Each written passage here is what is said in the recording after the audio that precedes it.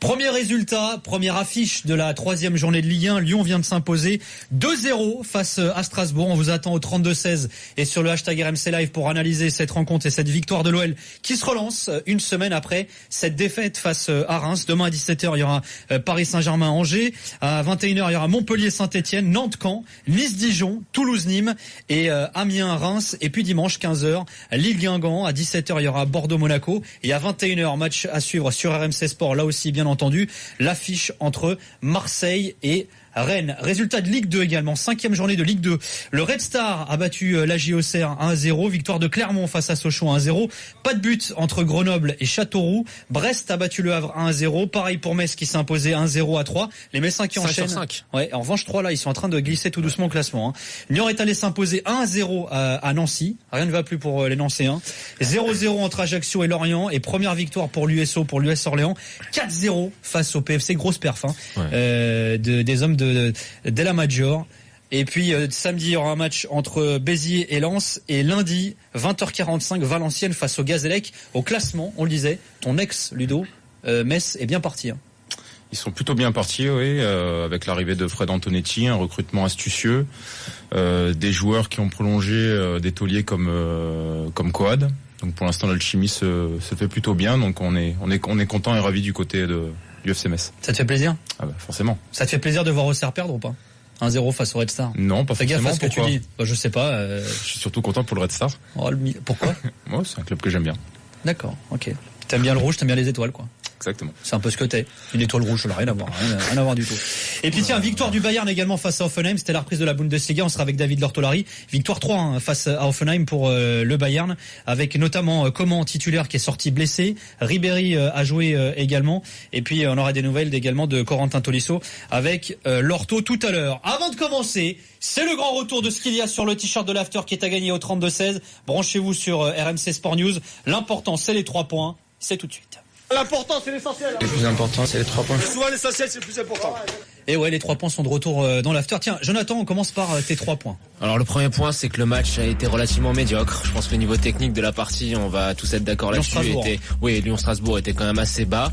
On s'est bien embêté en première période, beaucoup d'approximations, et puis la seconde mi-temps un peu mieux, mais bon, le niveau restait relativement faible. Le deuxième point, c'est que malgré tout ça, Lyon assure, Lyon prend les 3 points, en jouant sans ses 2 mètres à jouer, Aouar et Fekir. Mariano était sur le banc. Donc au final, voilà, pour une équipe qui est pas censée être prête maintenant, prendre 3 points maintenant après la défaite, c'est très bien. Et le troisième point, c'est que j'ai trouvé Strasbourg résigné. J'ai pas reconnu les Strasbourg qu'on a l'habitude de voir, c'est-à-dire une équipe qui a de la personnalité, qui sait ce qu'elle veut faire sur le terrain, qui n'abandonne pas. Là, j'ai trouvé qu'ils étaient apathiques, peut-être à court physiquement aussi. Donc voilà, j'ai pas reconnu Strasbourg et c'était bien dommage. C'était les 3 points de Jonathan Maccardy qui étaient dans les temps. T'as vu, t'as pas dépassé le sifflet, c'est parfait, c'est royal. Ludovic Obragnac, tes 3 points. Je commence en disant Strasbourg dommage, une équipe pleine de bonnes intentions, en tout cas sur la première demi-heure, avec notamment deux grosses occasions d'entrée de match qui auraient pu faire mouche et qui auraient pu lancer le match de Strasbourg. J'ai mis Lyon aux 2 visages parce qu'on a vu une première mi-temps où un Lyon en panne d'inspiration, tant sur le plan offensif que défensif, notamment au niveau de l'organisation. J'ai vu quand même pas mal de lacunes. Derrière, surtout derrière. Et puis quid de Fekir, pourquoi n'est-il pas prêt? Et puis aussi sur le mercato lyonnais, il y a des choses à faire, notamment au milieu de terrain. T'es un peu débordé, hein. C'était limite. Tu m'excuses, c'est ma première. Le premier, il a été nickel. Ouais, mais c'est ça, le degré d'exigence est élevé, vous savez comment c'est. Le bizutage est interdit par la loi, monsieur, maintenant. Je vous file mes 3 points également, retour également sur ce Lyon-Strasbourg. Moi, j'ai trouvé Depay très bon. On aura l'évaluation tout à l'heure de l'after également. Memphis Depay qui a été très bon, et c'est vrai qu'en l'absence de Fekir et même Mariano qui a pas été aligné, il a été vraiment le taulier de cette équipe, notamment au niveau offensif. Côté strasbourgeois, moi j'ai bien aimé le mercato de Strasbourg, même si le mercato est pas fini. Je trouve que Carroll notamment, c'est une vraie bonne pioche de la part de Strasbourg. Il a fait mais il a fait un vrai bon match, Lionel Carroll, il a apporté. Et puis alors un troisième point qui a rien à voir avec ce Lyon-Strasbourg, c'est Ben Arfa, parce que là les jours passent. Là dans quelques heures on est le 25 août, il a toujours pas de club. Alors on sait qu'il a l'embarras du choix. Je serais très curieux de voir où est-ce qu'il va rebondir à thème Ben Arfa. Je sais pas. Moi je me dis, je sais pas. Moi je sens la surprise de ouf. Tu sais, on en parlait tout à l'heure en off avec Ludo. Moi je me dis l'OM veut faire un gros coup. Ah non merci. Voilà. Non merci. En tout cas, il manque pas de propositions, ça c'est sûr. Ouais, c'est vrai, il a de pas mal de pays. On va donc revenir sur cette première affiche de la 3e journée de Ligue 1, victoire 2-0 de Lyon face à Strasbourg. Lyon qui restait sur une défaite face au promu du Stade de Reims, victoire 2-0. Les buteurs Terrier à la 42e, joli plat du pied, ballon fouetté, but qu'il n'a pas célébré face à son ancien club, Martin Terrier. Et puis en seconde période, peu après l'heure de jeu, c'est Traoré qui a marqué le deuxième but pour l'OL. L'OL qui se relance donc après cette défaite à Reims. Strasbourg qui encaisse sa première défaite de la saison après une victoire 2-0 contre Bordeaux et un match nul face à l'AS Saint-Etienne. Vous l'avez un peu dit déjà dans vos 3 points. Qu'est-ce que vous retenez de ce match ? Toi, tu disais, Ludovic, pour toi, c'est un Lyon aux deux visages. J'ai vu un Lyon en panne d'inspiration, en tout cas offensive. J'ai eu du mal à se trouver, notamment avec des attaquants qui rentrent beaucoup à l'intérieur. Un jeu sur les côtés peu exploité, alors qu'on a quand même des latéraux, Mendy et Raphaël, qui sont des latéraux plutôt à vocation offensive.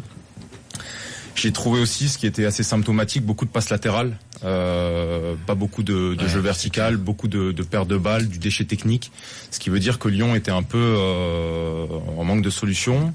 Et j'ai trouvé que sur la deuxième mi-temps, il y a eu beaucoup plus de jeux directs. C'était mieux, ouais. Et l'impact, notamment sur le plan individuel de Traoré et de Paille, qui suffit à faire la différence ce soir. Martin Terrier, que j'ai trouvé aussi très bon. Ouais, il est sur les 2 buts, hein. Joueur très intelligent, et bon voilà, il manque un petit peu il a manqué un peu de profondeur dans le jeu lyonnais, notamment en première période. Mais bon, est-ce que c'est suffisant avec les échéances qui attendent l'Olympique Lyonnais dans les semaines à venir? Je pense à la Coupe d'Europe notamment quand tu dis ça. Il a raison. Ouais. Je suis tout à fait d'accord avec Ludovic, c'est que surtout en fait, j'ai l'impression que cette équipe, quand il y a ni Fekir ni Aouar, il y a personne pour faire du jeu. Alors là, c'était encore plus criant parce que dans la mesure où tu mets un milieu à 3 et tu mets le petit Diop qui est un bon milieu, on l'avait vu en Espagne, c'est un milieu qui a quand même du ballon, mais c'est pas un milieu quand t'as Touzard, Dombele, Diop, t'as 3 joueurs qui sont beaucoup trop défensifs. Il y a aucun joueur qui est capable d'accélérer le jeu, de lancer les autres en profondeur, de créer de la verticalité. Donc forcément, le jeu s'en est ressenti. Après, est-ce que faut s'inquiéter pour Lyon? Si on s'en tient à ce qu'on a vu ce soir en termes de contenu, oui. Enfin, c'était pas au niveau d'une équipe qui va nous représenter la France en Ligue des Champions. Mais après, quand tu vois les joueurs qui sont en réserve, c'est-à-dire Mariano, Fekir, Aouar, tu dis qu'il y a quand même mieux à faire. Alors, est-ce que c'est conjoncturel? Je pense. Fekir est à court de forme, il va revenir. Aouar, est-ce qu'il était sanctionné par rapport à son début de saison? Je sais pas, mais de toute manière, Aouar, sa place dans le 11 est assurée. Et de toute manière, on sait que Lyon, ça joue bien quand il joue en 4-4 de losange. Mais si tu veux jouer en 4-4 de losange, t'es obligé de pouvoir compter sur Fekir et sur Aouar. Donc pour l'instant, c'est très dur de les juger sur ce match-là. Je pense qu'ils ont fait l'essentiel, prendre les 3 points. Mais évidemment que la forme n'y était pas. Bon, si tu me l'accordes, ils sont quand même moins en difficulté sur le plan offensif que défensif. Ça, j'étais tout à fait d'accord avec toi dans les 3 points. Même défensivement, c'était catastrophique. On l'a pas cité, mais il fait un gros match encore. Il a fait un très gros match. Mais c'est individuel. C'est des bribes individuelles. Sincèrement, le deuxième but, l'action, ça part de Mendy, ça combine avec Terrier. Voilà, ça passe par Depay. Oui, mais c'est pas mal la construction. On voit des lacunes, notamment au milieu de terrain, parce que je trouve notamment que ça manque d'expérience et d'impact au milieu de terrain, malgré le petit Ndombele qui est bon, mais que je trouverais meilleur en sentinelle. Est-ce qu'il est assez discipliné pour accomplir ce rôle? Je sais pas, mais en tout cas, il a de l'avenir à ce poste-là. Je le trouve assez. Tu te prives pas de sa capacité à prendre la profondeur, à casser des lignes, si tu le mets devant la défense? En l'occurrence, je le trouve plus efficace que Touzard dans les ressorties de balles. Mais toi, tu trouves ça léger, toi, le milieu de l'OL? Bah oui, ça on le dit depuis tout l'été. À l'image de l'Olympique de Marseille l'année dernière, qui avait un milieu de terrain assez inexpérimenté avec Maxime Lopez. Sanson, t'avais Gustavo quand même. Non, mais justement, l'arrivée de Gustavo, il faut quelqu'un d'expérience qui va pouvoir justement prendre les choses en main quand les choses sont un petit peu plus compliquées. Là, on l'a vu, il y a énormément d'écart entre le premier attaquant et le dernier défenseur. L'espace est considérable. Ça a été criant notamment sur la première période. Et donc, les milieux de terrain, ils sont jamais soit dans la surface de réparation adverse pour pouvoir apporter le surnombre, soit à sortir quand il y a eu notamment toutes les contre-attaques strasbourgeoises. Donc, ils sont toujours entre deux feux et justement, ils sont ils sont partout et nulle part à la fois. C'est vrai, mais c'est après, je pense que c'est juste sur ce match-là. Tu penses pas que si Fekir et Aouar reviennent dans le 11, ça va s'arranger? C'est quand même 2 joueurs qui sont capables d'apporter beaucoup de liens entre les lignes, d'éviter que le bloc soit aussi distendu, parce que c'est ça qu'on a vu en première période. Après, là où je te rejoins à 100%, c'est sur le fait que le milieu manque d'expérience et surtout au poste de sentinelle. Alors Lucas Touzard, c'est pas mal et tout, c'est un jeune qui est correct, mais est-ce que c'est suffisant pour aller en Ligue des Champions? Je sais pas. J'ai trouvé aussi que la charnière doit faire remonter le bloc. On est à Lyon. Strasbourg est quand même une bonne équipe, mais qui reste une équipe qui va sûrement, qui reste un promu il n'y a pas si longtemps, qui va assurer possible. Voilà, exactement. On attend de Marcelo et de Morel qui est-ce qu'on n'attend pas de Denayer tout simplement. Et quand il y a une passe en retrait, à chaque fois qu'il y a eu une passe en retrait des milieux strasbourgeois sur un défenseur central, que ça soit Mitrovic ou Koné, j'ai jamais vu la défense à un moment donné centrale essayer de gagner 10 mètres, 15 mètres pour justement essayer d'asphyxier cette équipe strasbourgeoise.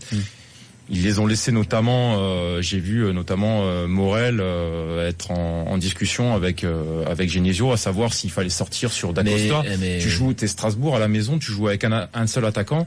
Bien sûr que tu dois sortir sur Dacosta. Les deux en plus dans leurs interventions, je les ai pas trouvés très rassurants quoi. Enfin, je les ai trouvés Marcelo et alors surtout Morel, mais j'ai trouvé quand même assez fébrile, en retard, pas là dans les duels.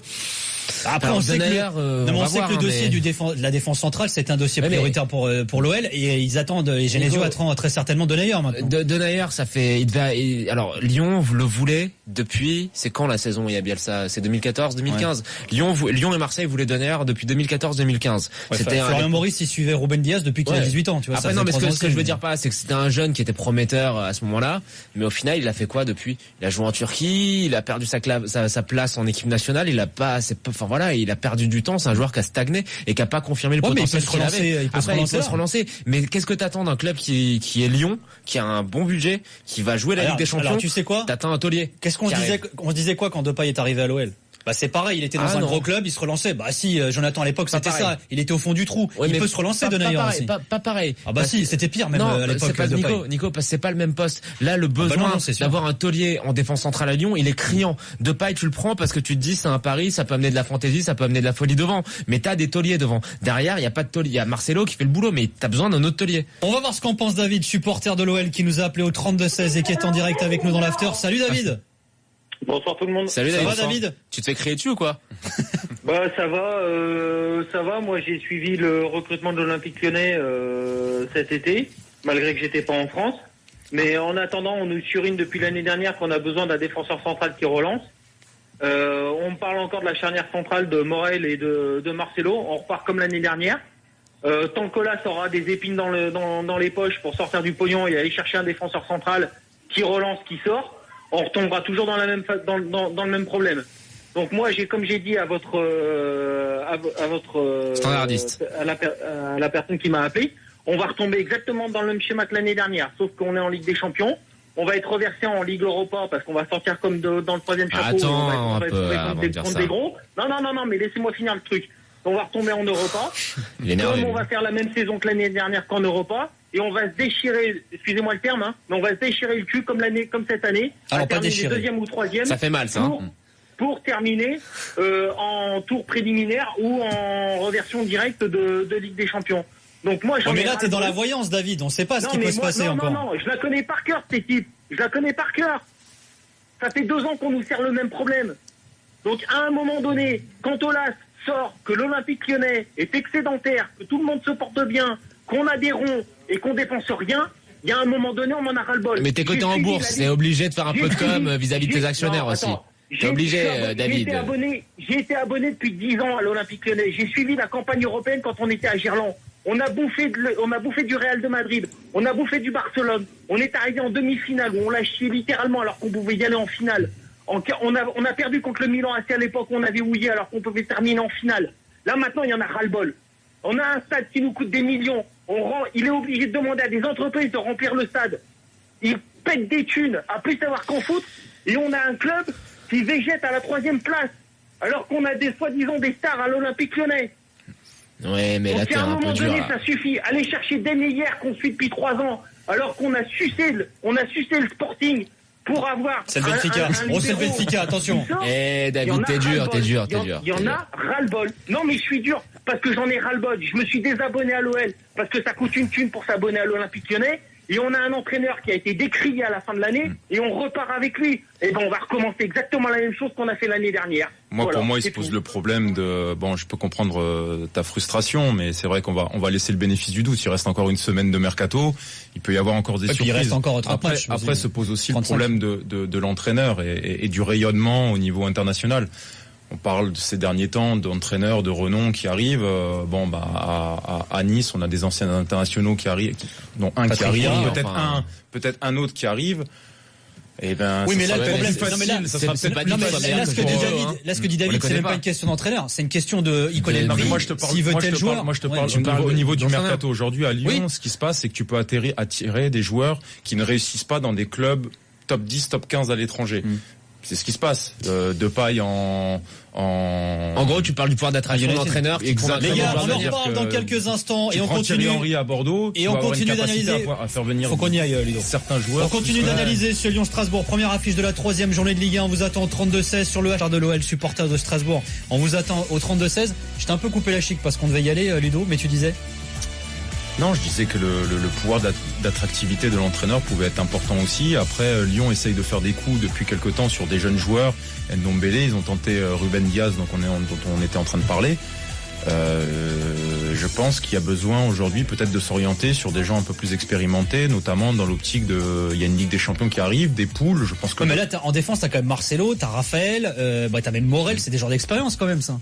T'as aussi besoin de joueurs avec une valeur marchande quand t'es un club comme Lyon.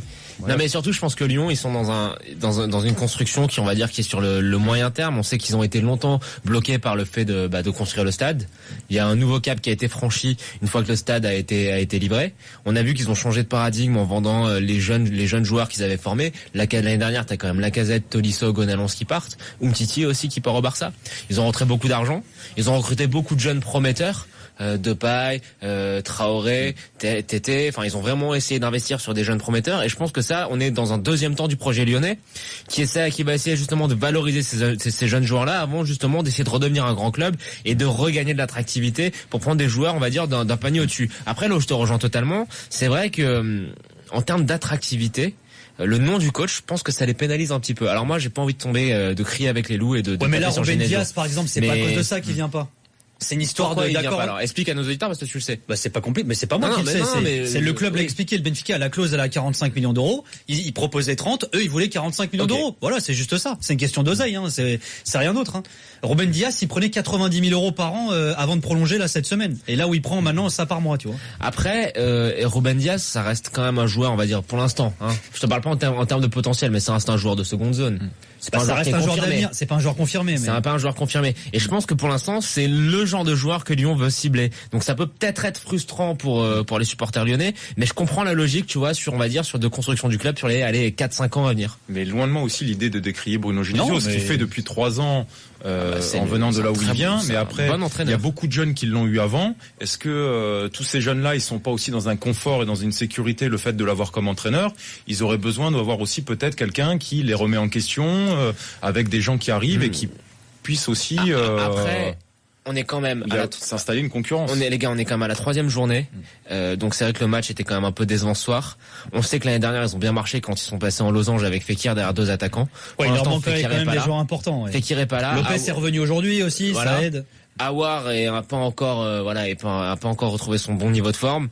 C'est une équipe qui, à mon avis, est préparée pour être performée un peu plus tard dans l'année. Donc je commencerai pas dès maintenant à tirer des conclusions définitives sur Lyon, de même que sur l'OM la semaine dernière. Alors focus sur un joueur parce qu'il y a beaucoup de réactions sur le hashtag RMC Live ce soir. Les absents ont toujours tort. Il y en a un qui a pas été aligné titulaire du côté de l'OL ce soir.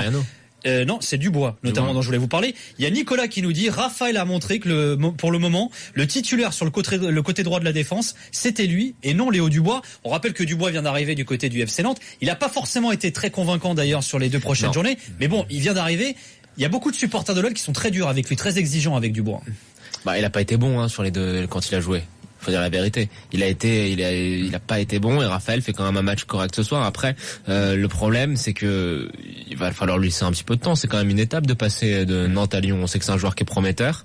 Après, est-ce que pour lui, c'était le meilleur choix d'aller à Lyon maintenant, sachant qu'ils ont quand même 3 défenseurs, ils sont 3 pour son poste. Ça fait quand même beaucoup de concurrence. Donc, on va voir. De cette manière, on sait très bien qu'au moment où ça sera l'hiver, et avec la Coupe d'Europe, les coupes, il y aura du temps de jeu et il pourra peut-être montrer ce qu'il... Moi, j'ai noté entre le match de ce soir et le match de Reims, quand même, une incohérence entre le relationnel entre le milieu excentré et l'arrière latéral. J'ai pas senti une grande complicité, notamment sur les déplacements. Le latéral qui monte toujours à contre-temps. Donc Léo Dubois, c'est quelqu'un qui au FC Nantes jouait très très haut. Il joue au milieu même certains matchs avec quasiment. Donc il lui faut du temps aussi à s'adapter au système lyonnais. Je pense qu'il y a aussi des choses à faire sur la complicité excentrée latérale. Ouais. Parce que là ce soir ils rentrent souvent dans l'axe et ils butent souvent dans l'axe.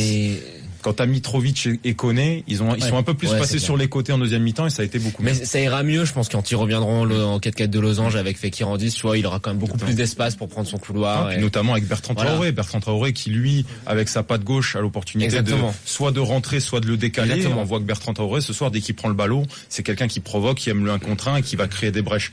Donc je suis pas inquiet ni pour Raphaël ni pour Dubois, ça va s'installer. C'est juste que le schéma là, il bricole un petit peu quoi. Enfin, et par contre c'est ça qu'on pourrait relever si on veut être vraiment inquiet pour Lyon, c'est que l'équipe, j'ai l'impression qu'elle est quand même. Alors c'est un joueur de classe, y a pas de souci, mais l'équipe est quand même très dépendante de Nabil Fekir quoi.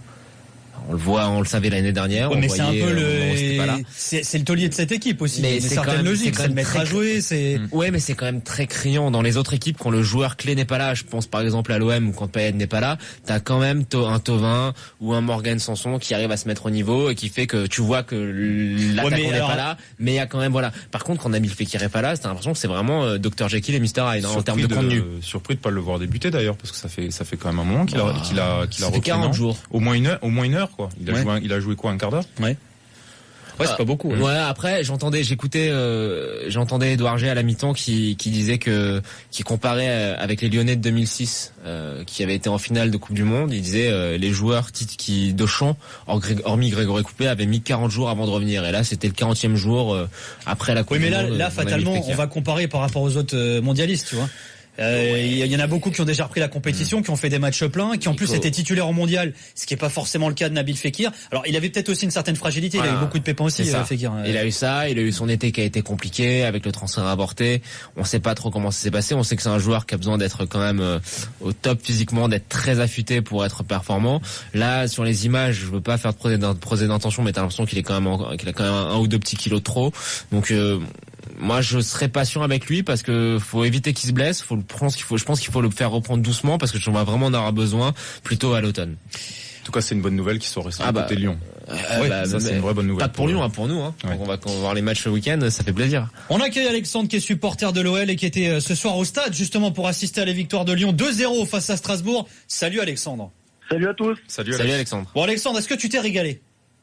C'est poussif. Hein. C'est mieux que la semaine dernière et qu'il y a 2 semaines, ça c'est une certitude.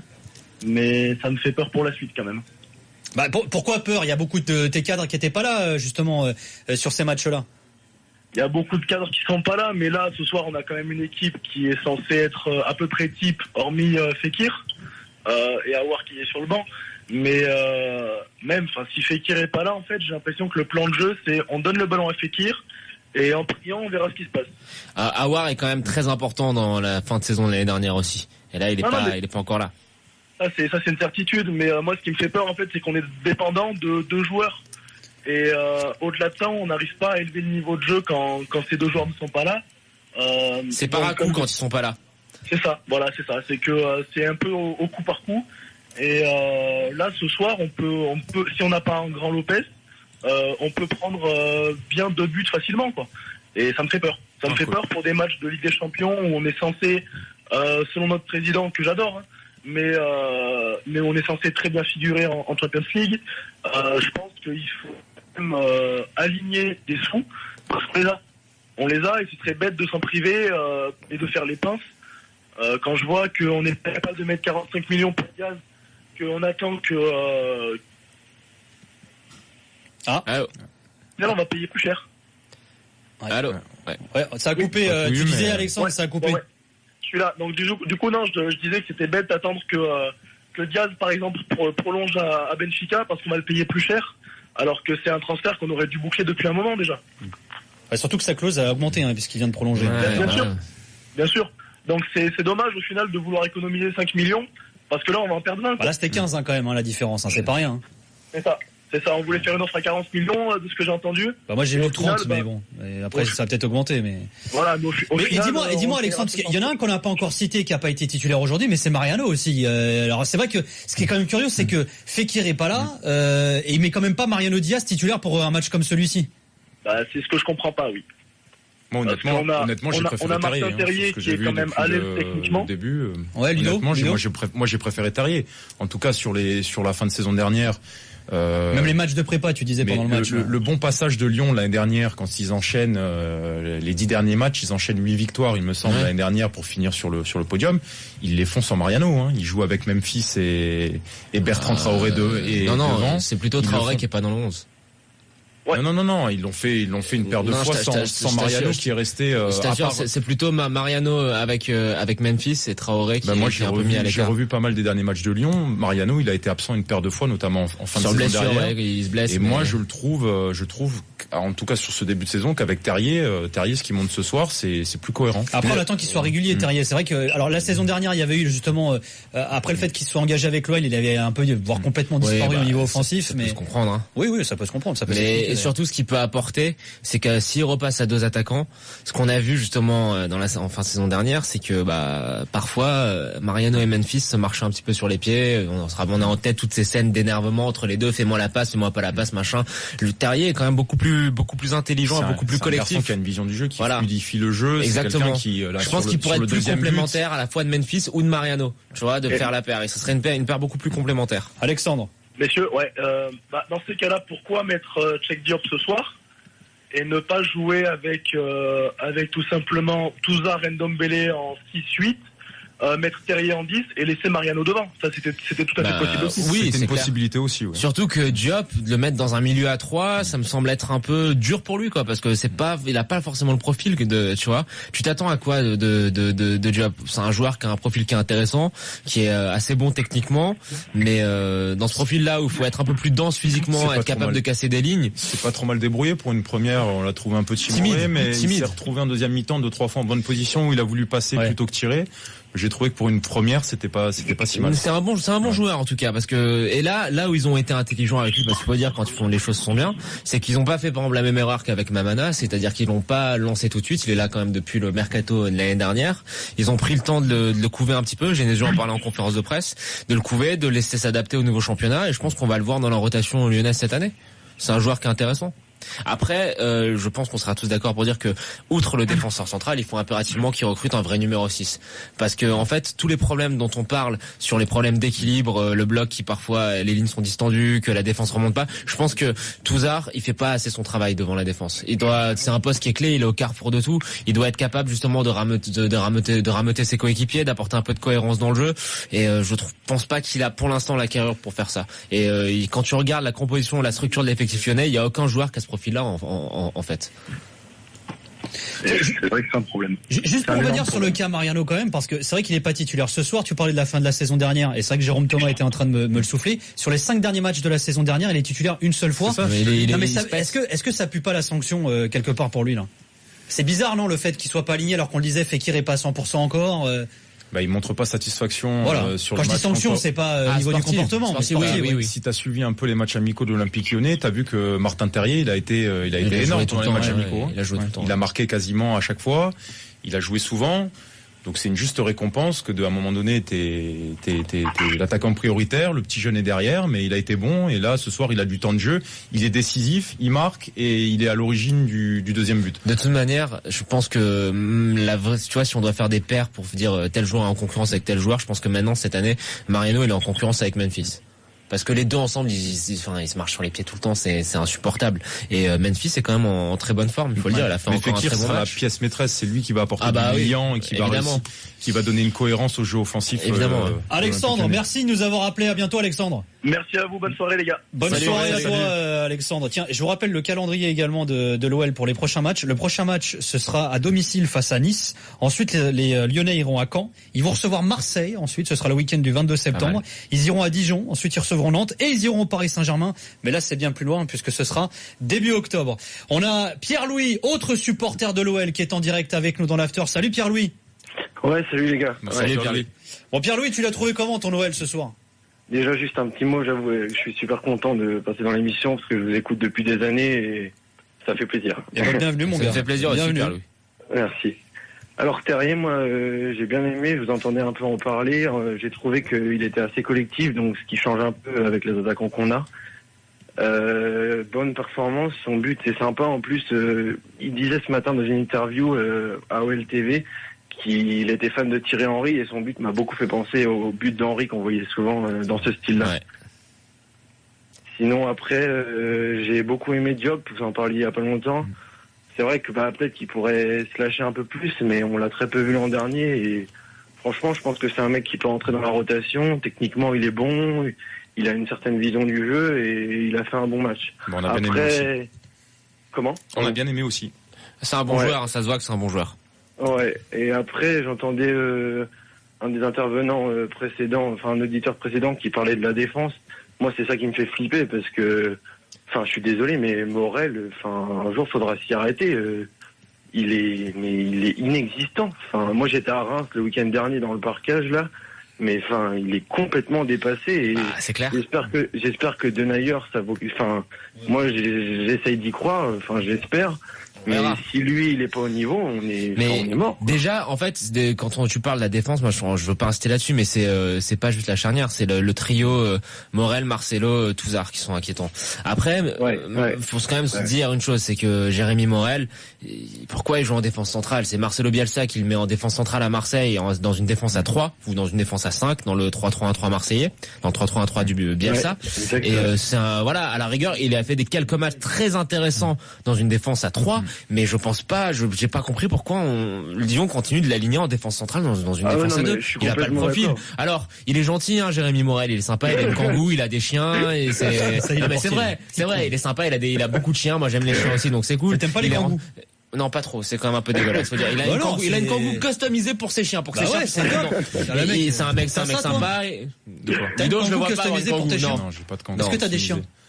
J'ai pas de chien, mais j'ai des enfants. T'as pas de chien, t'as pas de kangou, mec. Mais c'est quoi ça? Le mec, t'as foré ta vie, mec. Non, mais ce que je veux dire par là, c'est qu'il est gentil, mais qu'il a pas le niveau. Et je comprends pas pourquoi Lyon continue, Genesio continue d'aligner en défenseur central, si ce n'est que le manque de ressources. Après, ils sont pas aidés non plus. On est en train de tirer à boulet rouge un petit peu, parce que ça a été criant ce soir. On a des latéraux aussi qui sont plus des latéraux à vocation offensive. J'allais venir quand on parle des défenseurs, il y a ça aussi. Les courses, les premières contre-attaques, strasbourgeoises. Elle part sur les côtés, sur des courses qui sont pas suivies, sur des attaquants qui sont lancés, pas suivis par les latéraux. Raphaël et Mendy. Exactement. Donc, ça doit travailler à ce niveau-là, mais c'est vrai qu'il y a, sur le match de ce soir et le match de Reims, il y a une certaine inquiétude quand même. Après, moi, je suis désolé de parler encore du budget, mais pour un club comme Lyon, qui a 280 millions de budget, si je dis pas de conneries, ce qui est comparable à l'Atlético Madrid, on l'a déjà répété souvent, comment tu peux avoir Morel en défense centrale? Au bout d'un moment, on doit avoir des mecs confirmés. Et surtout que t'as quand même très bien vendu cet été, hein. Mais exactement. Maolina, Jebel, Jacabi pour 20 millions. T'as quand même montré du pognon un peu, hein. Même le mec en face, Mitrovic, là de Strasbourg, moi je le préfère à Morel. Il a fait un très bon match. Ouais. Pierre-Louis, merci de nous avoir appelé. Merci à vous. Salut Pierre-Louis, le gâteau est pas fini. Ouais, non, c'est vrai. Et continuez votre émission. Moi, j'écouterai pendant encore très longtemps. Écoute, on est au moins là jusqu'à minuit. Inch'Allah, tout va bien, bien sûr. Bonne nuit à toi, Pierre-Louis. Merci de nous avoir appelés. À bientôt. Salut les gars, merci. Ciao, Pierre-Louis. Tiens, je vous donne le calendrier de Strasbourg également. Je vous donne une petite stat également. Figurez-vous que Strasbourg n'a pas marqué à Lyon depuis 598 minutes. C'est-à-dire que ça fait plus de 6 matchs. Le dernier buteur strasbourgeois à Lyon, c'était une défaite 2-1. C'était le 1er décembre 2002. Vous trouverez jamais le nom du mec. Non. C'était trop tôt. Il a un nom très breton. Il a un homonyme qui est très connu en politique, qui est très à droite. Ce n'est plus de ce joueur. Il a joué à Lorient. Le Pen. Bravo. Tu as dit en même temps que Jérôme Thomas. Allez, Ulrich Le Pen. Dernier buteur du Racing à Lyon. Ça remonte alors. 1er décembre 2002 quand même. Ça remonte. Il est très à droite, n'exagère pas. Je rigole. N'est-ce pas joli?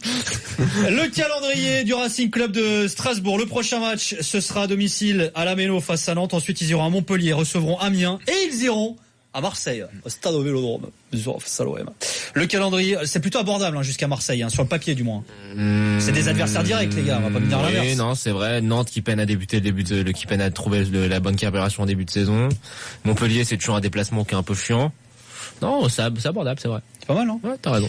On va se faire les vals, de ce Lyon-Strasbourg. On vous rappelle donc les buteurs. Terrier et Traoré pour l'OL. Victoire 2-0 pour l'Olympique Lyonnais dans cette première affiche de la 3e journée de Ligue 1. Messieurs, qui est votre cador, le cador de ce match, de ce Lyon-Strasbourg, l'homme de ce match? C'est évident.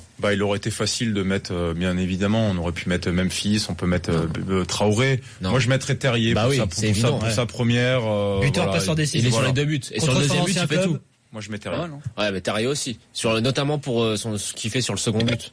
C'est quand même, il remonte le ballon, il est au poste de corner, c'est lui qui récupère le ballon au corner. Il fait une course de 50 mètres, il fait une super passe à Memphis. Non. On va se faire cette évaluation avec un supporter lyonnais, avec Grégory, qui est en direct avec nous. Salut Greg. Bonsoir. Salut. Je t'appelle Greg, on se connaît, quoi. Ouais, je suis marrant. Il est bon public, lui, Ouais, il est sympa, parce que là, j'ai senti le bide arriver. Tu peux l'appeler Nico. Ouais, tu peux m'appeler Nico, si tu veux, Greg. Bon, Greg, c'est qui ton homme du match, toi, ce soir? Il me raccroche à la gueule. Il a pas aimé ta petite blague. C'est énorme. Bref. Bon. Votre pied carré ce soir, messieurs. Morel, pour les 2-3 fois, il nous a fait peur en défense. Ils prennent pas de but quand même, vous êtes sévère avec Morel. Non, mais il a des choses qu'il fait, il a pas le droit, quoi. Non, Morel. Ouais, pied carré, c'est dur, mais bon, c'est vrai qu'il... Et il est gentil, il a une kangou et des chiens. Non, c'est un peu dur quand même, c'est un peu dur. Tu veux pas qui alors? Tu sais que tu vas être obligé, Ludo. Faut que t'en nommes un, Ludo. Je sais que ça fait peut-être un peu. Toi aussi, t'as des sûrement nommé pied carré quelques de ces catégories. Vas-y, lâche-toi. Non, pied carré, c'est dur quand même. Allez, fais pas la mijaurée, ma petite chérie. J'en vois pas d'autres, mais c'est des glissades, des positionnements, c'est pas vraiment des pieds carrés. C'est encore pire la manière dont tu le fais. Non mais tu sais que c'est encore pire ce que tu fais, quoi, parce que c'est plein de condescendance. Je vais te laisser réfléchir, franchement. On va retrouver Grégory, qui est toujours là. T'es là, Grégory, ou pas? Yes, me revoilà. Vas-y, raccroche-moi la gueule surtout, mec. Bah oui, merci. T'as bien raison. Bon, Grégory, t'allais dire ton homme du match, toi, ce soir. Écoutez, j'ai été très très agréablement surpris par Cheikh Diop. C'est un gars que je connaissais à peine, j'ai vu jouer un peu dans les matchs amicaux, et j'ai trouvé qu'il avait éclipsé Ndombélé et qu'il avait pas mal servi de piston au milieu de terrain. Alors soit il fait pas partie de l'escouade offensive lyonnaise, mais j'ai trouvé qu'il était très très intéressant. Ok, donc pour toi c'est Diop, nous c'était Terrier, on va se dire Terrier. Toi t'as un pied carré ce soir ou pas? Bien aimé aussi, j'avoue. T'as un pied carré ce soir, Greg, ou pas? J'ai été un petit peu déçu par Depay. Arrête, il est fou lui! T'es dur là. T'es un malade toi? Ouais, alors il a fait 2-3 trucs d'enfer, mais là on parle de pied carré face au but. Il y a 2-3 fois j'ai trouvé qu'il avait quand même fait des mauvais choix et qu'il avait trop voulu porter la balle. Mais je trouve que c'est la même chose pour Traoré, donc limite c'est bonnet blanc et blanc bonnet. Bon, c'est Morel, c'est dur quand même là. Et toi, c'est qui le tien alors? Oui, Morel, si on va dans ce sens-là. Dis-le. Voilà, t'aimes pas les kangous, t'aimes pas les chiens. Voilà, assume. Les gars, j'étais avec eux encore il y a pas si longtemps. Arrête, c'est bon, fais pas la mijaurée. Caraille ou pas? Faut couper le cordon, me disait Jérôme, il a raison. Coupe un peu. Votre taulier ce soir? Vas-y, Grégory. J'ai été agréablement surpris par Traoré, parce qu'il m'avait vraiment déçu au match précédent, et puis même durant la campagne des matchs amicaux, je trouvais qu'il combinait jamais avec le latéral, je trouvais qu'il distribuait beaucoup plus les ballons, et j'ai trouvé qu'il a été vraiment important dans la victoire. Traoré pour Grégory. Toi, tu mettrais qui en taulier? Puisque l'auditeur dit Traoré, moi je vais mettre Depay, parce que non seulement il a été disponible, il s'est montré disponible, il a joué pour les autres. Je l'ai trouvé très intéressant aussi sur les coups de pied arrêtés. On n'en parle pas assez souvent, mais c'est vrai que les corners toujours bien tirés. Ces corners sont toujours bien tirés, et dans des matchs. Il est très très fin sur coups de pied arrêtés. Il est très bon. À chaque fois qu'il en a marqué un il y a pas si longtemps, il me semble que c'était le premier match contre Amiens. Là, tout ce qui est corner, c'est dangereux. Et même dans le jeu, hein. Dans des matchs où c'est parfois un peu serré, t'es bien content d'avoir un joueur de cette qualité-là. Moi, je dirais Memphis ou Mitrovic, que j'ai trouvé très intéressant. Non, Memphis ou Mitrovic. Quoi, en taulier? Je trouvais quand même assez rassurant. J'ai trouvé qu'il était encore plus intéressant qu'hier, sauf qu'il apporte plus. Non, ok, d'accord. Mitrovic, non, ça doit pas. Si tu veux. Ouais. Faut bien citer des joueurs strasbourgeois aussi. Il faut en donner un de toute façon, faut choisir. Allez, Mitrovic. Ce sera Depay. Voilà, ça c'est fait. Votre Casper ce soir, voilà le mec, le fantôme du match. Grégory, Ah, c'est facile, là. Bah, j'aurais tendance plutôt à dire Morel quand même. Hein. D'accord. Pour le coup, Mais il peut pas faire de catégorie, hein. Si on le met en pied carré, on peut pas le mettre en Casper. Ah oui, mon pote. Pas choisi en pied carré. Casper, sinon il y avait le 18 Strasbourgeois, là, je me souviens plus de son nom, que j'ai pas trouvé exceptionnel, qu'ils ont remplacé d'ailleurs je crois à la 65e ou 70e. Gonçalves. Ah ouais, mais je crois qu'il a des origines portugaises, on peut pas. Je suis désolé, c'est interdit par le règlement. C'était Sissoko d'ailleurs. Sissoko. Ouais. Ok. Vous avez un Casper, vous les mecs? Ouais. Lucas Touzard. Ok. Ah, dur. Lucas Touzard, je trouve. Dis le mec qui nous dit que Depay a fait un sale match, quoi. Pas assez d'impact à la récupération. Je déconne, Greg, je déconne. C'est censé être il est au carrefour du jeu lyonnais, il est censé apporter de l'équilibre entre la défense et l'attaque, dans les phases de transition, et j'ai trouvé qu'il a failli dans son rôle, comme c'est très souvent le cas, malheureusement. Était-il indigent? Il était non, quand même pas. Non, n'exagérons pas. N'exagérons pas. Ludo. On va essayer d'équilibrer un peu, on va dire un joueur strasbourgeois, moi plutôt Gonçalves.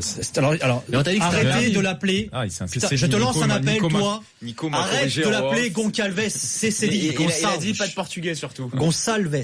Voilà. Non, je l'ai trouvé pas à son avantage sur le côté droit, donc ouais, je mettrai lui. Visiblement, ce sera lui donc. Ça y est, t'es arrivé, Grégory? Pardon? Oui. J'ai entendu la porte claquer, tout ça, c'est pour ça.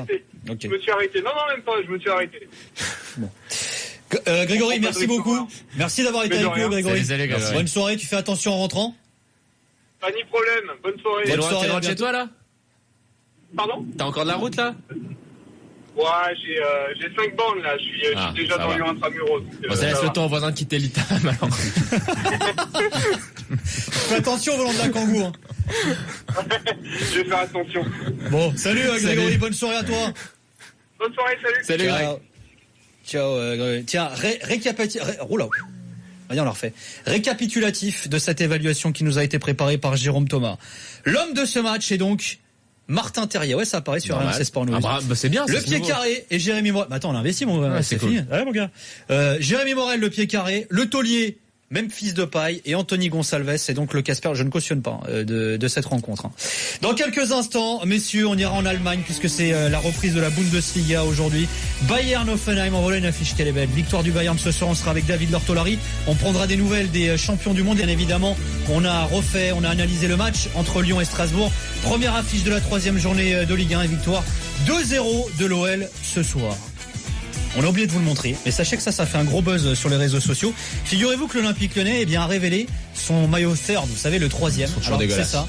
Alors, j'ai pas caché les sponsors, je vais me faire engueuler, je le sais. Alors, c'est un maillot orange. L'OL explique que c'est un hommage rendu à l'histoire du club et notamment aux premières épopées européennes de l'OL dans les années 60. Et c'est vrai qu'ils avaient un maillot orange avec un short bleu à l'époque. D'ailleurs, à l'époque, la marque, c'était le Coq Sportif, je peux le dire, puisque celui-là, c'est un Adidas et c'est pas un Nike. Comme ça, je vais pas me faire engueuler.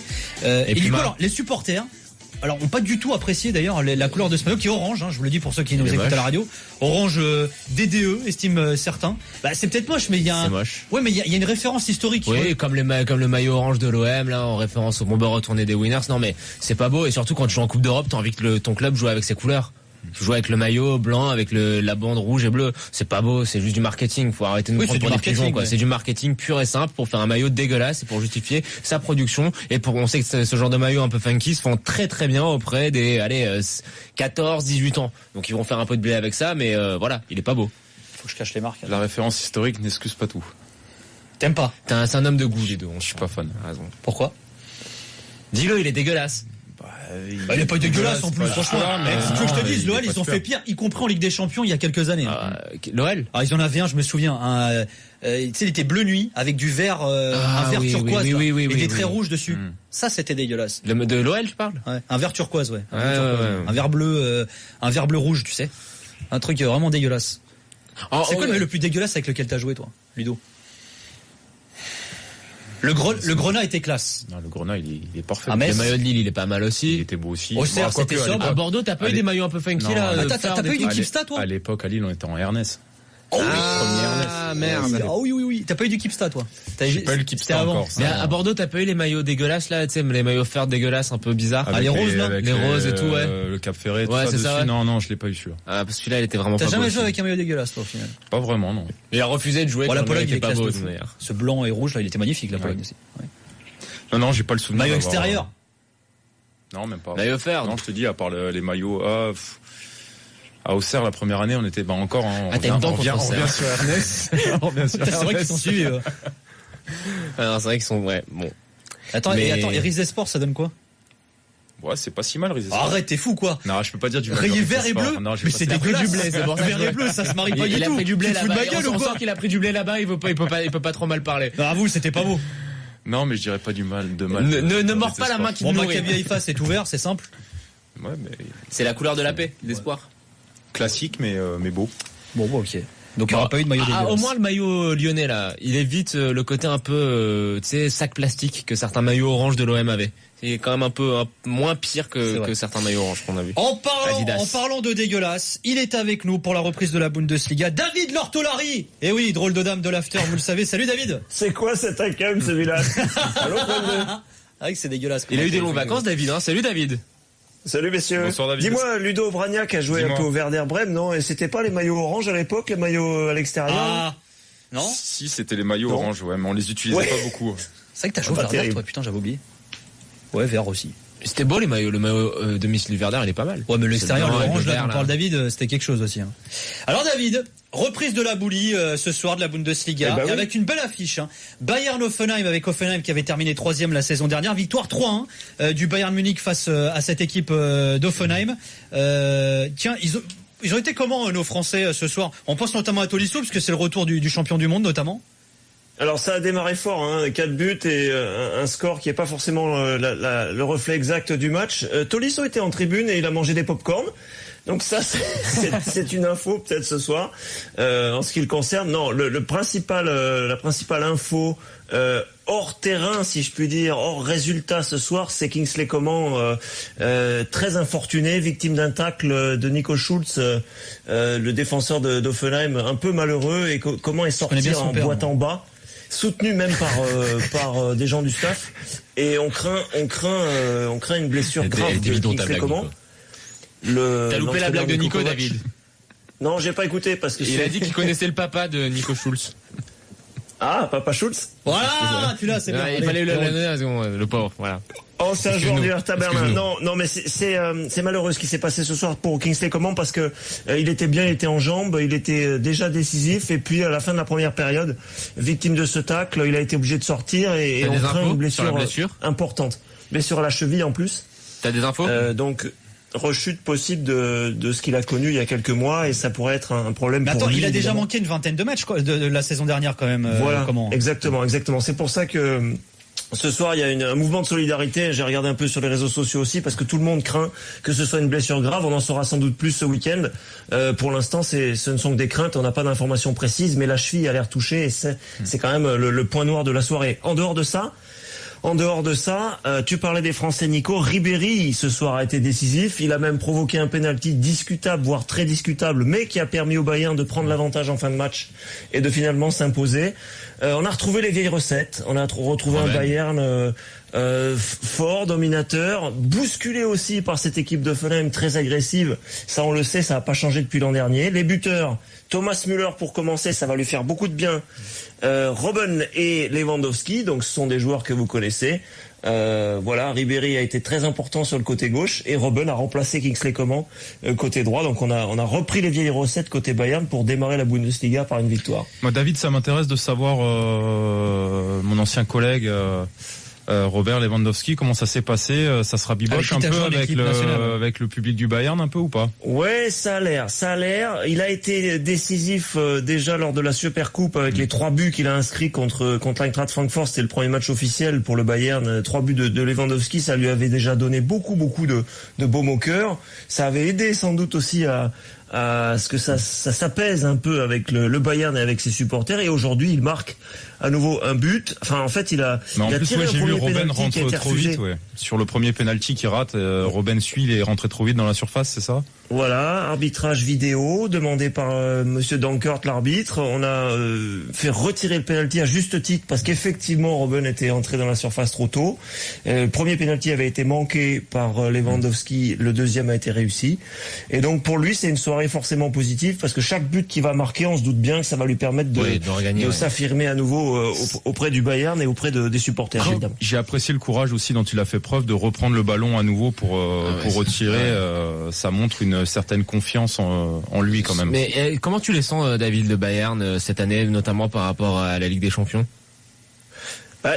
Faut se méfier des évidences parce que c'est vrai qu'ils sont 6 fois champions d'affilée. N'empêche que l'an dernier ils étaient pas en tête quand Jupp Heynckes a pris l'équipe. Donc là il y a un nouvel entraîneur. Il faut pas dire que ça va forcément être une évidence. En Allemagne il y a cette petite musique assez répétitive qui consiste à dire de la part de nos confrères éditorialistes et tout que le Bayern il va encore manquer un petit quelque chose cette saison pour aller au bout en Ligue des Champions. T'as pas l'impression que le mercato est très bien court qu'en demi-finale. Il y a plus que 4 équipes et en finale 2 mathématiquement. Mais l'idée c'est ça, c'est que peut-être on s'est pas assez renforcé, on n'a peut-être pas cassé la tirelire suffisamment pour attirer le joueur plus qui permettrait de regagner enfin cette Ligue des Champions. C'est le refrain qu'on entend en ce moment en Allemagne. On verra ça forcément au printemps prochain, on peut pas le savoir pour l'instant. Tiens, on va accueillir Saïd qui est supporter du Bayern et qui nous a appelé au 32-16. Salut Saïd. Salut les gars, ça va? Salut Saïd. Bienvenue Saïd. Bonsoir à tous déjà, pour commencer. J'espère que vous avez passé de bonnes vacances. Écoute, c'est quoi, ça paraît loin déjà? Ça paraît loin déjà? Il y en a qui n'ont pas pris du tout, monsieur. Moi je reviens juste en Auvergne. On était là tout l'été, on est turbiné, mon pote. Mais je vous écoute, moi, toujours. Même quand je pars en vacances. Ça va. Alors, Saïd, t'en penses quoi du Bayern de cette saison? Parce que, alors, c'est vrai qu'on a tendance à croire que le championnat est d'ores et déjà plié à peine commencé. La priorité, c'est peut-être la Champions. Est-ce que tu penses, parce que c'est la question qu'on se posait là avec David, que le Bayern s'est suffisamment renforcé pour prétendre à la Champions League, justement? Alors, moi, je vous dis clairement, le Bayern sera au-dessus en championnat, comme d'habitude. Le Dortmund et Schalke, qui vont essayer de tenir la dragée haute un peu, mais sur la durée, ça tiendra pas. Ensuite, par rapport à l'UEFA Champions League, non, ils iront pas la chercher, parce qu'il y a quand même des gros calibres. Le Barcelone, le Paris Saint-Germain, quand même, qui a une équipe, Real de Madrid qui sera là. Donc je pense que pour la Champions League, ça sera compliqué. Par contre, pour le championnat, c'est clair qu'ils sont au-dessus. Il n'y a pas photo. J'ai encore regardé le match tout à l'heure. Franchement, ils ont une équipe, même s'ils ont des anciens comme Ribéry, Lewandowski, Ariel Robben, c'est quand même des mecs qui ont l'expérience. Ils ont encore. Tu as un James Rodriguez qui rentre en cours de match en deuxième période. Ouais, voilà. Par exemple. Donc c'est quand même au-dessus, quoi. Donc je les vois pas se faire titiller en championnat. Par contre, en Champions League, ça va être compliqué. Je pense pas qu'ils iront la chercher. Est-ce que David, le problème, et d'ailleurs je te pose aussi la question à toi Saïd, mais est-ce que le problème du Bayern, c'est pas justement que le championnat, il est trop facilement plié? Est-ce qu'il manque pas d'adversité chaque week-end dans le championnat? Alors ce qui est vrai, c'est que Dortmund, qui est peut-être quand même le candidat, le concurrent le plus sérieux de la dernière décennie, Dortmund est encore en reconstruction cette année. Le directeur sportif Zorc l'a bien répété. Il a dit, il va nous falloir 2 ans. Ce mercato-là, ils ont commencé à bosser, et encore le prochain à l'été 2019 pour vraiment retrouver une compétitivité. Donc là-dessus, on peut le croire. À Dortmund, on est prudent, et je pense pas que Dortmund soit, on puisse dire aujourd'hui que ce soit un favori pour gagner le championnat. Et puis Schalke et Hoffenheim et éventuellement quelques autres, c'est pareil, c'est forcément un peu en dessous. Après, dire que le championnat s'affaiblit, il faut avoir une analyse un peu plus fine, parce que par exemple tu as des joueurs comme Schürrle qui a été clairement mauvais l'année dernière en Bundesliga, qui est parti vers l'Angleterre. Est-ce que c'est pas une bonne idée de laisser partir des joueurs moyens contre de l'argent? Voilà, on peut avoir cette discussion là aussi. Schürrle était pas forcément un joueur compétitif, il est parti à l'étranger, c'est pas forcément un mauvais signe pour la Bundesliga. Des exemples comme ça, il y en a d'autres. Vous voyez, donc l'analyse, il faut qu'elle soit aussi pas seulement faite sur OK, il y a pas de stars qui sont arrivés en Bundesliga, OK, les joueurs partent parce qu'il y a plus d'argent ailleurs. Ça rend pas forcément le championnat faible pour autant. David, est-ce que tu peux nous parler un peu de l'arrivée du nouvel entraîneur et de sa patte un petit peu? Est-ce qu'on peut voir tout de suite l'impact qu'il a? Parce que c'est un peu, on prend les mêmes, on recommence, et puis la plus-value, c'est l'arrivée du nouveau coach. Ouais, je pense que c'est lui qui peut apporter une fraîcheur aussi dans le jeu, une façon d'improviser, de jouer différemment. On a vu ce soir un affrontement tactique entre 2 entraîneurs qui aiment bien aussi, contrairement à ce qu'on a connu récemment au Bayern, qui aime bien aussi jouer sur la contre-attaque, jouer sur le Umschaltspiel, comme on dit en Allemagne, c'est-à-dire le ballon tout de suite récupéré, on se projette immédiatement par de longs ballons vers l'avant. Ça paraît un peu simpliste ce que je vous dis là, mais ça va faire du bien au Bayern parce que il y a les joueurs suffisamment techniques dans cette équipe pour pouvoir avoir différentes façons de jouer. Et surtout, et ça on en convient en Allemagne, ce que Kovac va apporter, c'est alors là aussi c'est un poncif du football, mais c'est la niaque à chaque match et la volonté de gagner à chaque match. C'est-à-dire que ça, c'est une culture au Bayern, mais quand chacun se regarde un peu le nombril et que chacun pense un peu à soi, ça fonctionne pas. Et avec Kovac, ça va pas être possible. Ce soir, il n'y avait pas Hummels titulaire. Ce soir, il n'y avait pas Robben titulaire. Et Kovac a confirmé après le match qu'il allait largement faire tourner, sinon à chaque rencontre, du moins très régulièrement. Donc même les stars au Bayern vont être obligés de se remettre en question régulièrement. Donc ça, c'est quelque chose qui peut être forcément un plus aussi pour l'esprit combatif collectif de l'équipe. On remercie Saïd, un supporter du Bayern qui nous a appelé au 32-16. On vous rappelle la reprise de la Bundesliga ce soir et le succès du Bayern 3-1 face à Hoffenheim, la sortie sur blessure de Kingsley Coman. Dimanche, il y a Mayence Stuttgart et c'est également le retour d'un autre champion du monde, alors qui a marqué le plus beau but d'ailleurs du mondial, à savoir Benjamin Pavard. David, vu de France, on est étonné de voir Pavard encore à Stuttgart finalement. Ouais. Comment tu l'expliques toi ça ? Alors ça, on peut l'expliquer. Il y a un vrai décryptage à faire sur ce joueur effectivement. Déjà, il faut comprendre. Je vais être rapide, mais il faut expliquer ça en quelques secondes. Il faut comprendre l'importance du directeur sportif de Stuttgart, qui est Michael Reschke, qui est un ancien du Bayern et un ancien de Leverkusen. Il avait fait venir à Leverkusen des joueurs comme Leno, comme Kiesling, comme Arturo Vidal. C'est un homme extrêmement important. Et si Michael Reschke décide quelque chose à Stuttgart, il est écouté et on respecte sa décision. Ça, c'est une première chose très importante dans le contexte. Deuxième chose, effectivement, il y a eu 5-6 top clubs qui ont fait des offres à Stuttgart cet été. Dont le Bayern. Oui, alors le Bayern, on s'est mis d'accord. David, juste une question, une parenthèse. Pour l'an prochain, pour 35 millions d'euros. Pour jouer à droite ou pour jouer dans l'axe ? Parce qu'il y a aussi ce problème de polyvalence. Il fait une Coupe du Monde en tant qu'arrière droit. Tu veux dire que ça peut le desservir finalement d'être il est dans l'axe en Allemagne, ils le connaissent dans l'axe surtout. Oui, alors exactement, Jonathan, c'est vrai, à Stuttgart, il va être conservé pour jouer justement dans l'axe. On a laissé partir Marcin Kaminski, le Polonais, vers Düsseldorf, justement pour... Alors, pas pour laisser la place à Pavard, mais ça oblige aussi à conserver ce joueur pour jouer en défense centrale, précisément. Et on va le préciser, il est meilleur dans l'axe. Oui, en tout cas, c'est là qu'il est légitime à Stuttgart, et c'est là qu'il est attendu David, pour finir, Reschke, il dit quoi alors sur l'avenir de Pavard ? Ah ben Reschke, il dit que, enfin, il a insisté, il a fait en sorte que Pavard reste cette saison à Stuttgart, alors qu'on savait très bien qu'il allait être très difficile de le conserver. Il y a eu des offres des discussions pour un départ pour plus de 35 millions d'euros, puisque c'est la clause libératoire, les 35 millions pour 2019. Et à partir du moment où Reschke a dit on le conserve encore pour une saison, voilà, le joueur est obligé de se plier aussi à ça. Rendez-vous dans un an aussi avec le Bayern. Rendez-vous dans moins d'un an. Merci David, en tout cas.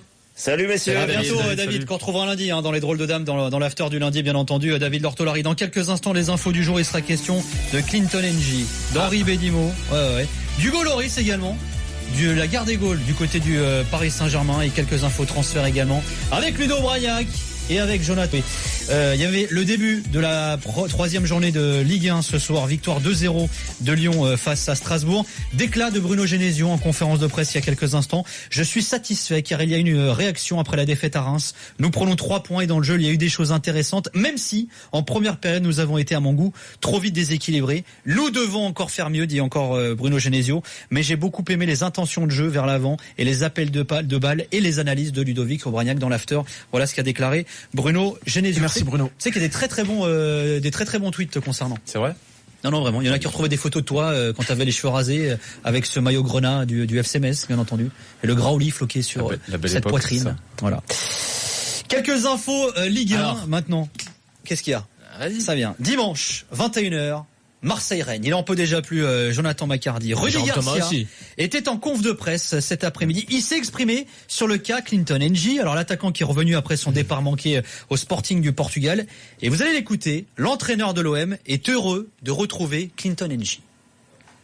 Moi, je suis très content qu'il soit de retour. Ça me fait une solution en plus. Voilà. S'il a envie de marquer le but vainqueur contre Rennes ce week-end, qu'il se gêne pas. C'est un joueur très très attachant et un joueur qui a des qualités, celle qu'aura certainement Nemanja Radonjic quand il va arriver. Je pense que ça s'est pas fait avec le Sporting parce qu'ils ont pris quelqu'un d'autre. Voilà, ils avaient 2 joueurs, ils en ont pris un autre et puis du coup, quand Clinton est arrivé là-bas, ils lui ont dit que ça se ferait pas pour des raisons qui leur sont propres à eux. Mais là, je pense que la raison, c'est qu'ils ont pris quelqu'un d'autre à sa place, point, quoi. Voilà, et le joueur, le quelqu'un d'autre, en l'occurrence, c'est Abdoulaye Diaby, l'international malien qui était du côté de Bruges. Toi, tu connais bien, tu manies bien le Rudy Garcia. Je connais très bien le Rudy Garcia, je me le manie très bien. Et donc pour toi, est-ce qu'il est vraiment heureux de retrouver Clinton Ng? Ils ont voulu le céder, mais il est heureux de le retrouver. Donc ça, c'est. Il y a un peu d'ironie, tu veux dire, dans ses propos? Non, il n'y a pas d'ironie, mais forcément, qu'est-ce que tu veux qu'ils disent? Il va pas dire, non, il revient, qu'est-ce qu'on va en faire? Jamais, on peut toujours le refourguer à quelqu'un d'autre encore. Le mercato n'est pas fini. C'est pas fini, il reste encore une semaine. Si t'as accepté de le laisser partir, c'est comme Balotelli, on en voulait pas tant que ça. Bon, voilà. Et il faut savoir interpréter les choses. Il faut pas dévaluer ton produit. Ça peut toujours être vendu, Clinton Ng. Le joueur qui en avance sur Mbappé dans certaines catégories de jeu, d'ailleurs. Moi, je vous pose la question. D'autant que moi, je l'ai trouvé plutôt, il a rendu des services, notamment en Coupe d'Europe. Il a mis des buts importants. Moi, je trouve que c'est un joueur qui t'offre une palette. Il a l'année dernière, quand même. Claque ses 9 buts parce qu'il y a plein de buts, c'est des buts où il a plus qu'à pousser la balle au fond, mais il a un potentiel qui est certain, mais qu'est-ce qu'il est frustrant à avoir joué, le mec, t'as l'impression qu'il progresse pas et qu'il régresse même. Donc, est-ce que l'Olympique de Marseille mérite mieux? Il est en dessous pour toi de Mitroglou et de Germain. Alors, troisième. Déjà que le niveau de Valère Germain, par exemple, n'est pas très élevé, oui, Ng, pour moi, alors, il est loin moi, je te pose derrière, la question différemment. Loin toi, derrière. Tu le vois comme un axial, Clinton Ng? Parce qu'il joue pas mal couloir aussi. Il le met souvent dans l'axe, il l'utilise. Ouais, mais il joue aussi couloir. À 2 attaquants, oui, c'est un joueur qui t'apporte notamment en cours de jeu. Il a apporté pas mal de fraîcheur, oui, de la course vers l'avant. Mais l'OM en a manqué pas mal l'année dernière, et notamment, je trouve que sur les matchs de Coupe d'Europe, il a débloqué quelques situations et qui les a amenés à pouvoir. Je sais plus, c'était franchement en poule, ouais. Il met un but ou 2 en poule, c'est tout. Mais non, après, même dans un match décisif où il marque à Marseille le deuxième but contre Leipzig. Mais il a souvent fait des bonnes rentrées, donc bon. Pas Leipzig contre les. Je te trouve un poil sévère avec. Tu penses que si Marseille venait à le garder, ce serait un renfort là aussi, parce que finalement il était parti, Clinton Ng. Ah mais non. Faut être sérieux.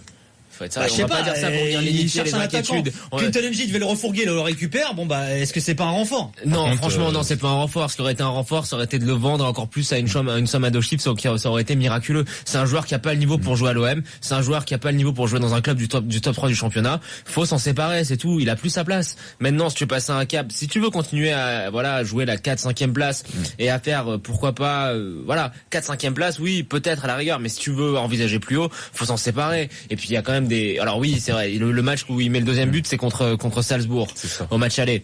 Mais il a quand même beaucoup trop de déchets, et on se rappelle encore de son extérieur du pied magnifique en finale contre l'Atlético, je pense que tout le monde s'en rappellera. C'est un joueur qui progresse pas, c'est ça qui est inquiétant. C'est vrai que celle-là, elle était énorme. En fait, c'est ça qui est inquiétant, parce que Rudy Garcia, il a fait progresser quand même pas mal de ces joueurs-là qu'il a à l'OM. Ng, il stagne et il devient de plus en plus mauvais. C'est ça qui est inquiétant. Et puis surtout que Radonjic vient d'arriver, qui a un petit peu ce profil de vitesse, de prendre de la profondeur. Et ça complique d'autant plus l'arrivée du grand attaquant annoncé. Tu te retrouves avec Rudy Garcia a dit c'est pas une priorité finalement. Ouais, c'est pas une priorité. Moi je le crois. Par contre, pour le coup, quand tu dis ça, j'ai tendance à le croire. Donc toi, t'es en train de m'expliquer que Rudy Garcia, il est content avec Valère Germain et Kostas Mitroglou. Je pense que c'est pas sa priorité. Je pense que sa priorité, c'est de prendre un autre milieu de terrain. Il y en a un qui, en revanche, lui, a déjà quitté l'Olympique de Marseille, c'est Henri Bédimo, alors qui a été licencié pour faute grave par l'OM, et l'international camerounais qui s'est expliqué aujourd'hui dans les colonnes de l'équipe.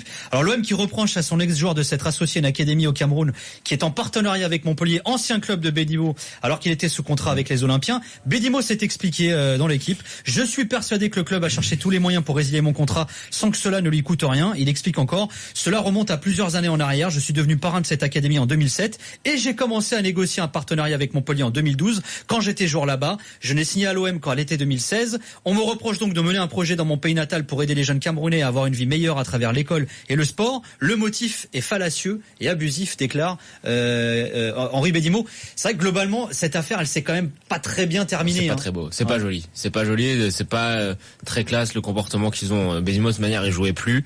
Il était en tribune tout le temps, il était même plus convoqué dans le groupe. C'est un joueur dont il souhaitait se séparer. C'est vrai que c'est pas très très élégant. Ouais, Ludo.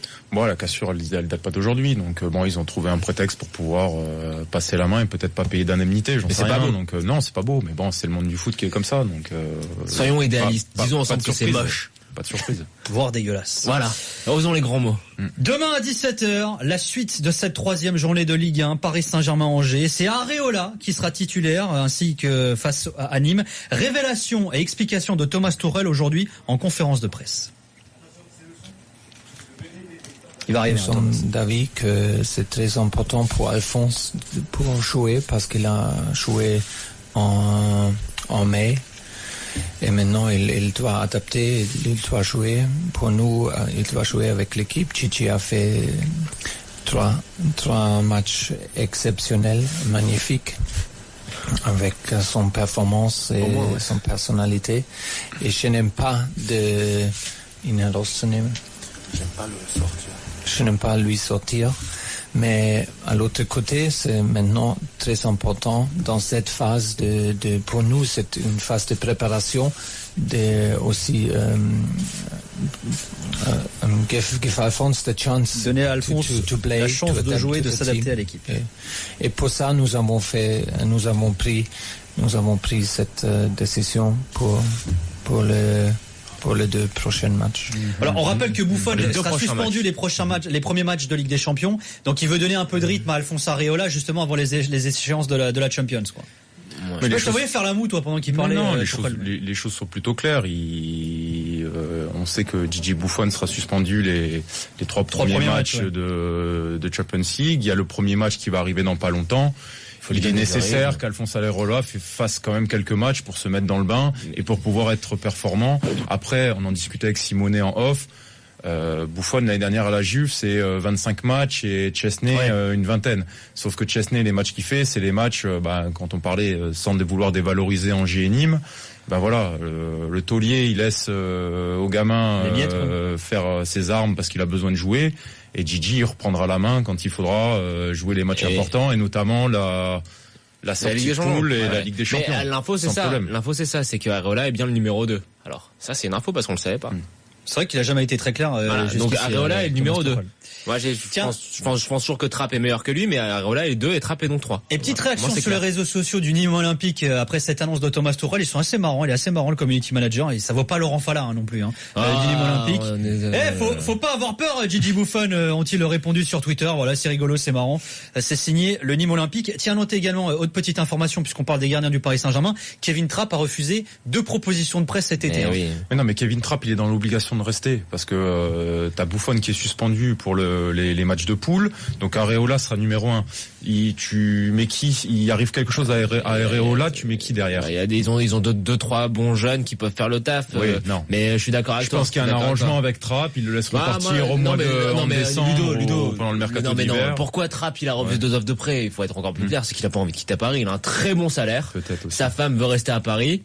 Il est très bien à Paris. Il profite bien de tout ce que Paris a à offrir. Je pense qu'il va en rester cette saison et je pense même que c'est un peu, moi, je le comprends, je critique pas du tout parce que je serais à sa place, je choisirais pareil. Mais il a pas envie de partir, mais il s'en fout. Je pense que c'est jouer, c'est pas grave s'il joue pas. Il profite de la vie et puis voilà.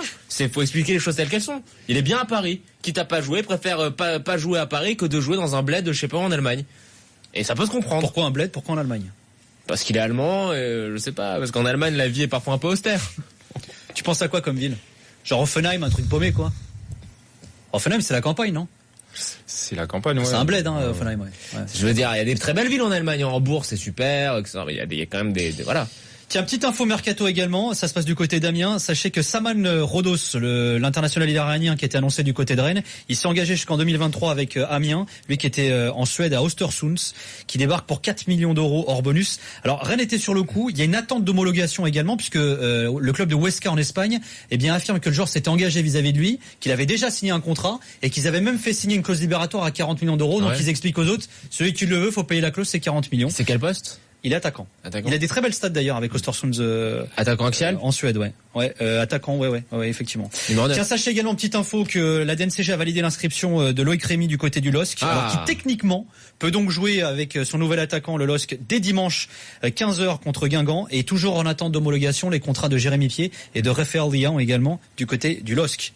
Alors info pas foot, voilà, hors terrain, on parle beaucoup de ça en Angleterre. Hugo Lloris qui a été arrêté en état d'ivresse. Alors c'est venu d'un communiqué de la police métropolitaine de Londres, alors qui a expliqué qu'un homme de 31 ans avait été été arrêté et que cet homme est Hugo Lloris dans la nuit du vendredi au samedi. Il a été libéré sous caution avant d'être convoqué par la cour de Westminster. Ce sera le mardi 11 septembre. Lloris qui s'est excusé ensuite dans un communiqué. Je tiens à m'excuser de tout cœur auprès de ma famille, du club, de mes coéquipiers, du manager et de tous les supporters. L'alcool au volant est totalement inacceptable. J'assume l'entière responsabilité de mes actes et ce n'est pas l'exemple que je souhaite donner. Voilà pour la réaction de Hugo Lloris. Et petite info, alors on parlait de Nîmes tout à l'heure avec ce tweet sympa. Vous savez que Nîmes c'est 2 victoires en 2 journées, dont cette victoire extraordinaire face à l'Olympique de Marseille la semaine dernière. Et ce que fait Bernard Blacard, l'entraîneur, c'est absolument extraordinaire, surtout quand on voit les conditions dans lesquelles il bosse. Regardez. En fait, il est en conf de presse. Il y a tout qui se casse la gueule. Et voilà, il y a le panneau qui tourne. Le panneau avec les pubs pour les auditeurs à la radio, ouais. Voilà, c'était l'image un peu insolite. Toute la beauté et l'attraction du Nîmes olympique. Voilà. Merci beaucoup Ludo Bragnac. Mais merci à vous. Bravo, c'était contre toi. T'as été bon toi aujourd'hui. J'ai essayé. C'est vrai? On verra. Hein. Ouais, t'as été. On va laisser les auditeurs et les téléspectateurs. Hashtag RMC Live. Hein, voilà. Est-ce qu'il est le boulet? Est-ce qu'il est l'homme de l'after? Est-ce qu'il est Pierre Carré ou Casper? Il est bon. Merci Jonathan Maccardy. Merci Nicolas Villas. Merci à toutes les équipes techniques et éditoriales qui nous ont aidés à préparer cette